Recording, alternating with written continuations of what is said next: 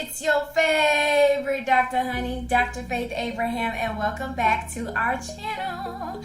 I just want to, usually our videos are, especially since I've been standing doing the videos, they're very energetic, fast-paced, which I love, and you guys have said that you like the change as well, so thank you for noticing.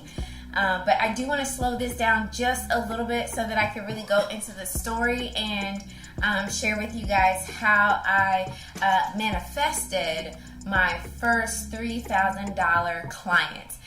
For those of you who don't know me, I don't really get into manifestation, law of attraction, and all of that. I really focus on just staying in our divinity as God created us in His image and likeness. And so a lot of the stuff that people call manifestation and law of attraction and stuff like that, you know, those are real things because that's universal principles and laws that are set up in the earth. However, I don't even get into that. The way I have literally taken my life from where it was to where it is now, and I'll get a little bit into that a little bit later, but has been through just tapping into our divinity and our supernatural power given to us by God. You know, when I was reading the scriptures, I was just like, oh, okay, let me just apply what I'm reading. You know, when Jesus said, if you speak to the mountain and you tell the mountain, be moved and be cast into the sea, if you don't doubt in your heart and you believe what you say, you will have exactly what you say. So to me, I was like, bet. Like, I was like, all right, cool. I'm gonna do exactly that. Now, it was kind of like figurative language that he was talking about, you know, like you're not just gonna walk up to a mountain and tell the mountain to move. However, there is supernatural ability in which, you know, things can shift in your life where when you have a mountain in your life and you see that mountain for what it is, you acknowledge and you're like, okay, this thing has got to move. Like, you gotta go. Get gone, right? As we say in the South, get gone. You speak to that mountain and you tell it to move. It's going to move. Some way, somehow, in the divine timing, how everything is supposed to work for you, it's going to move. And that's what I was doing. So when I first got my start in entrepreneurship through MLM, I was working for a company. I was in my last year of college, and in that last year, I'm going somewhere with this. I'm going to show you how to apply this so that you can start getting some high-ticket coaching and just filling up your business from zero or nothing to book, busy, and blessed, okay? So I started in MLM. I was in my last year of school, and the real reason why I did that was because even though I had studied psychology and I love psychology, I just wasn't sure what I was going to do with it. I kept saying, I'm going to be the next Dr. Phil. I'm going to be the next Dr. Phil. That's what I told my dad. And he was like, okay, girl. He's a nice job man. So he was like, make no talk your nonsense, right? So I'm like, I'm going to be the next Dr. Phil. Don't worry about it. So I loved it, but I just didn't have like a job or something in particular that I was going into specifically. So I got into network marketing, and me and my team, y'all, we were cashing $3,000, $4,000, $5,000 checks in college. So please believe we were going out, you know, eating everywhere, you know, just dressing how we wanted to dress, paid off credit cards or whatever. And then, you know, it was just living it up. And because we thought the money was going to keep coming in, and it didn't.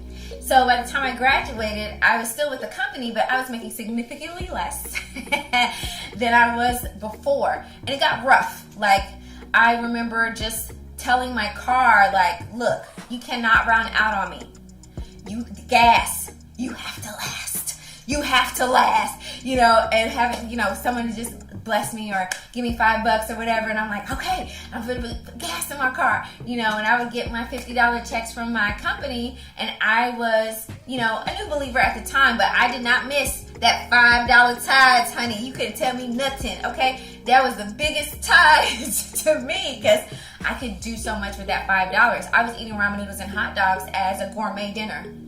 I had an apartment I was walking into, no furniture, twin mattress set, no frame. I had my radio with my Kirk Franklin and CeCe Winans CD that I took from my mama. No lies.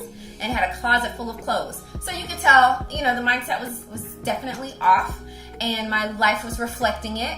And so fast forward, I got married, and that should have been my ticket out, right? No, he was just as broke as I was, but he was a man on a mission, and I love my husband for that. He had a dream for us, and he was like, babe, I'm gonna make you a millionaire. I'm gonna retire you. Like, you won't even have to work.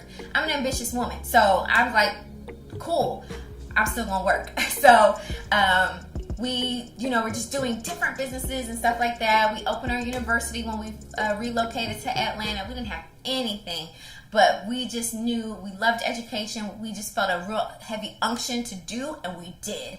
My husband was like, I feel like God was telling us to go here, go there, and we started meeting the right people. Like, it was just so, we were just listening.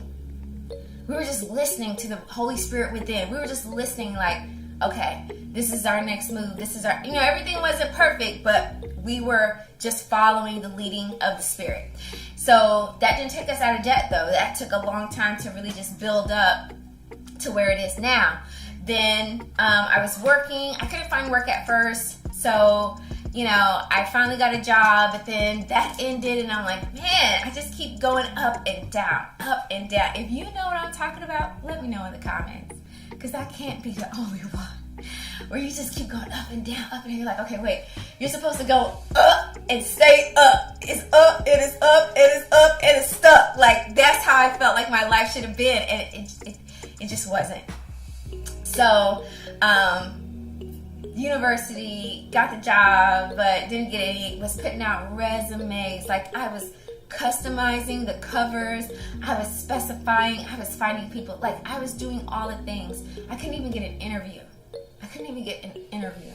And one day my husband was like, babe, you have a PhD in something that you love. If they don't want to hire you, hire yourself. And I was like, you know what? You're right. And that's when it started. That's when I got certified, and I was operating as a certified Christian counselor. And I didn't want to go through the state. Even though I had my doctorate at the time already, I didn't want to go through the state because I felt like they weren't going to allow me to really be free and move the way I wanted to move in my business, as a certified Christian counselor. I was also doing coaching, okay? And that was great, but that's not how I was positioning myself in the market. It was certified Christian counselor, and I was having people pay out of pocket. They still pay out of pocket, okay? I didn't need insurance. I didn't need to go through the state. We just did what we did. We did it well. I was getting transformation for my clients. It was awesome, but I got worn out, y'all. Now hear me and hear me well. If you are a coach, if you are a counselor, and you're doing one-on-one sessions, good for you. But there's gonna come a point in your business where you need to shift and take that experience that you've acquired from the one-on-ones and shift your business. I talk a lot about this in my VIP day. The link is in the description box. I'm not gonna go into all of that, but you gotta know when you gotta shift. And this was my shift. That's what I was doing. Even though I was counseling people, it's a business. So we were bringing in, we were doing good money, we were making it happen. And I just said, I'm tired. I can't counsel but so many people in a day. I only have so much time, I only have so much energy. Then I gotta clock out, right? And go invest that time and energy into my husband, into my 3 kids, into ministry, And I was like, I know I can have high tech. I have so much value. So listen to how, this is like how I was talking to myself and just building myself up for this moment. I have so much value to offer the world. I know that all they have to do is just sit with me. I don't even care if they have a payment plan. They just gotta sit with me. I'm gonna show them exactly what to do. If they're willing to run, baby, we can make this thing happen in 90 days. We could get results. I'll get them results. We'll make it happen. We'll do this. We'll do that. I'll show them exactly what I didn't know.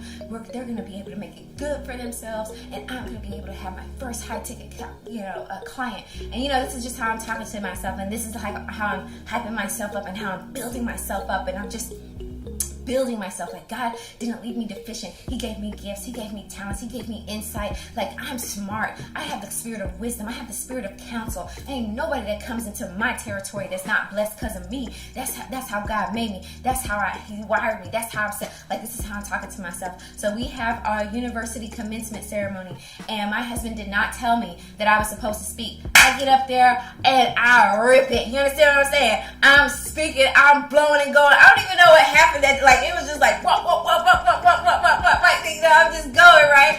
And I did something so unfathomable. I started bragging about myself. Now, for many of us, especially us ladies, we're told, don't brag. Especially my faith people, be humble. Guys, bragging and telling people what you've been able to accomplish are two totally different things. Let's be clear. Let's be crystal clear. That day, I was telling the people what I've been able to accomplish, what I've been able to do, the results, the transformation, how God has lifted me up from not being able to pay $440 for rent to being able to live in one of the most prestigious zip codes in Georgia, okay? Atlanta specifically. To be in the burbs, have a beautiful home, 7-bedroom, with a movie theater. You know what I'm saying? Like, I couldn't even afford $440. There was a time when me and my husband only had one car. There's times we couldn't even put gas to the F line. You understand? Where I had to speak to my car so that it wouldn't run out of gas before I got home. There were times when I would be driving my car and I knew I drove over a nail. And I just was like, no, tired. I speak to you right now. Now, people call me crazy. People say, oh, that you don't take all that. I don't know what you went through in your life. I know what I've been through in mine. And I would speak to the tire, and I was like, do not deflate. You will stay full of air. You will stay up until I can get you changed. And y'all, I remember one time in particular, I had parked the car, and I went in and I said, you will stay filled. I'm going to have the money, and I'm going to change you, but you will stay filled. I didn't even want to, my mind was going crazy. I parked the car, went in the house, went to sleep because we didn't have the money to change the tire, let alone just get the little, do the fix a flat thing. I got up in the morning because that was the first thing I was going to do before I stepped out, and the tire was still inflated. I went to the tire place, and the guy was like, when did this happen? I was like, it happened yesterday. And it's not flat. Because the angle, like, he was telling me all the reasons why the tire should be flat. I seen too much. So after that, back to the event. After the event, I was just telling my testimony. The next day, I got a phone call, and my client paid me $3,000. She paid me $3,000. At one time, I was freaking out, and I was like, listen, I do have a payment plan available. She had already paid the money. She put it on her card and everything. She was done. And I'm sitting here trying to get her to reverse it or, let me give her half of it back or something so that she doesn't. She was like, no, I know what I need to do. And I know this is what I have to do to get going. She told me her goals, and I was like, okay, let's do this. Now, if I told that story to someone that's like, oh my God, you manifested that. Yes, that's not an argument. What I say is I used my divine supernatural powers vested in me by God to create what I knew was my portion, what I knew was and should be afforded to me. And that's what it was. That's what happened. And I just want to share this story with you just to let you know that it doesn't matter where you're at right now. It doesn't matter where you're coming from, what you've been through. You don't have to sit there and just go through life, oh, I hope, I wish, and I was a wisher. I watched a lot of Disney growing up, and I used to just wish on a star, wish to the moon. Oh, I wish that was me. Oh, I wish it would happen for me. I wish this was this. And I remember God telling me, stop wishing and start speaking. Start speaking. I hated speaking because I was always told I talked too much. So it's like a lot of stuff was set up and was happening, in my past that wired me to function a certain way as an adult, but it was against how God had wired me and set me up to be as an adult and to live on this earth the way He wanted me to live. So stop living life in this less than powerful way.